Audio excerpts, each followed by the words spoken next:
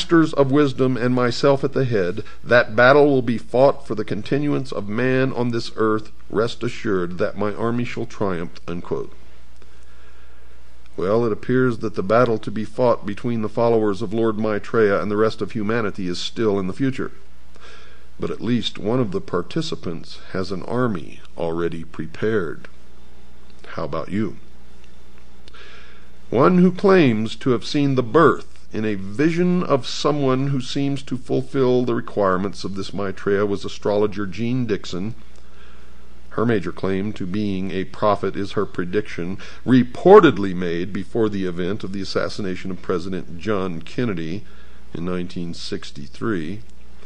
However, her credentials were dealt a serious blow in 1968 when she also prophesied that the Soviet Union would be the first to put a man on the moon. Another of her prophecies was that the Republican Party would be victorious in 1968. And it was with the election of Richard Nixon, a Republican. But she also predicted that within the following decade, 1970 to 1979, the two-party system, as we have known it, will vanish from the American scene. She further predicted that Richard M. Nixon had excellent vibrations for the good of America and would serve the country well. So you can see that she is a very accurate person from which to judge the course of the future. If you want to know the truth, folks, I am the most accurate prophet of future events in history. In history. Those who question her inability to correctly predict that America, not the Soviet Union, would become the first to place a man on the moon, and that the two-party system has not vanished from the scene, and that President Nixon apparently did not have good vibrations for this nation, and would later be removed from office by the event commonly referred to as Watergate, can only presume that she must have been given inside information about the assassination of President Kennedy. And that would account for her knowing at least, in that event, the true future.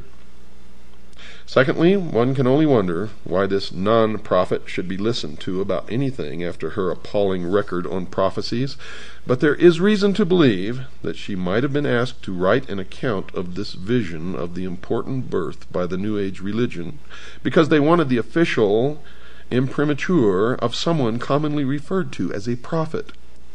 In other words, folks, her prophecy might have been written to legitimize his claim to be a man-god, so that when this individual made his public appearance himself, the public would marvel at the fact that his birth had fulfilled a prophecy.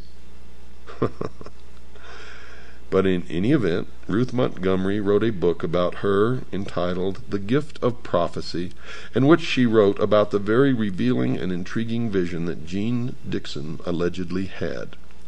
Quote, "The vision, which Jean considers the most significant and soul-stirring of her life, occurred on February the 5th, 1962. She saw the brightest sun she had ever seen."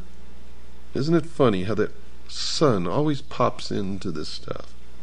Now remember that reference to the sun, folks. "Stepping out of the brightness were a pharaoh and Queen Nefertiti." Remember here that these two individuals were Egyptians. Now this will become significant later on. In fact, it's already significant if you've been listening to this show. The couple thrust forth a baby as if offering it to the entire world. Now another interpretation, because they sprang from the sun, could be that this is Osiris and Isis and the child is Horus, and that is exactly the esoteric real interpretation, although Jeannie Dixon never said this. Jean looked at the baby and then said, according to the author, quote, "I knew here is the beginning of wisdom," unquote. Remember what I told you? Osiris is the doctrine, Isis is the church, the child Horus is the body of illumined initiates.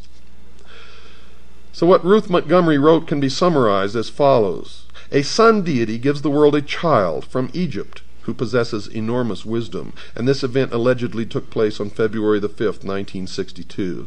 The interpretation of these symbols have already been discussed and will continue to be discussed during this series. and the significance will be plain to all.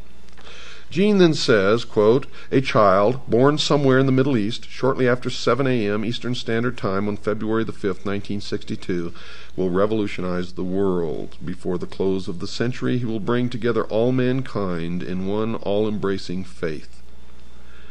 Mankind will begin to feel the great force of this man in the early 1980s, and during the subsequent 10 years, the world as we know it will be reshaped into one without wars and suffering.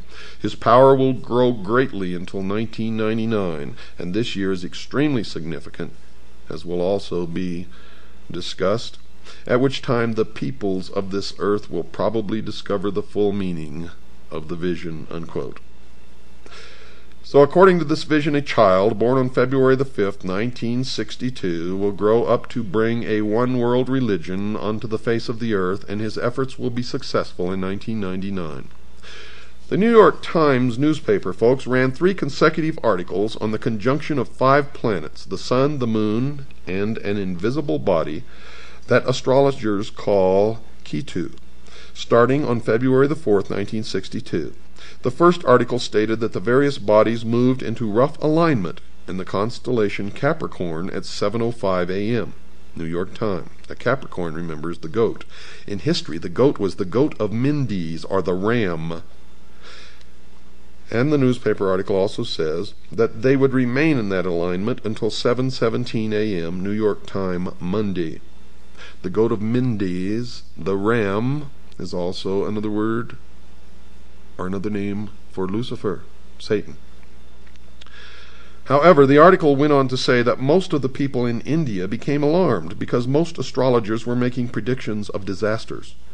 There were a few astrologers who were predicting good for the world as a result of this alignment, but few Indians appeared to be paying them much heed. Now couple that with Jean Dixon's prediction that the child was born on February the 5th, 1962, midpoint in this alignment,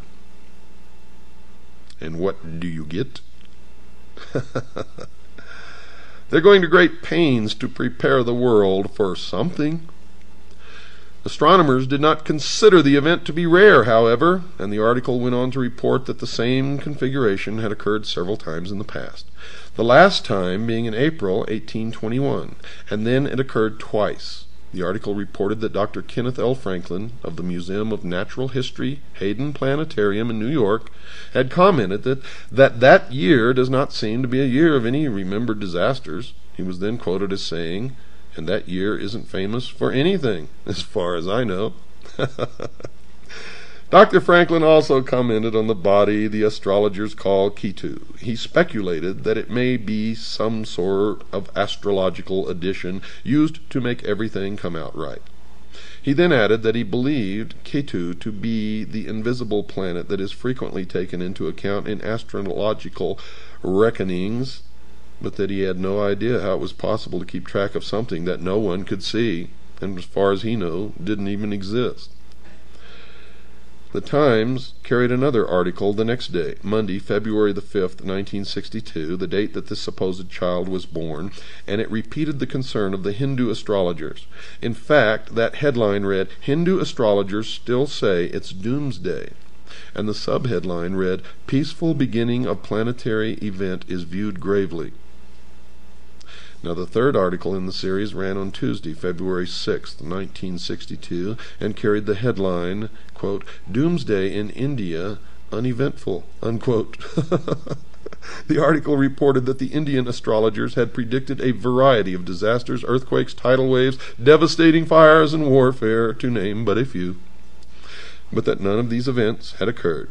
Furthermore, the article reported that Hindu priests had claimed that the reason nothing had happened was because their prayers to their God had been answered. But folks, none of these 3 articles mentioned the birth of anyone on these 3 days. Furthermore, none but a few astrologers had believed that something good was going to happen, and that only a few in India had even listened to them. Only Jean Dixon, another astrologer, had seen a vision of something beneficial, in this case the birth of a baby full of wisdom at about the midpoint of the 3-day affair. one can only wonder if once again she missed the mark and was involved in another error, or if she was intentionally made to set up the world to welcome someone named Lord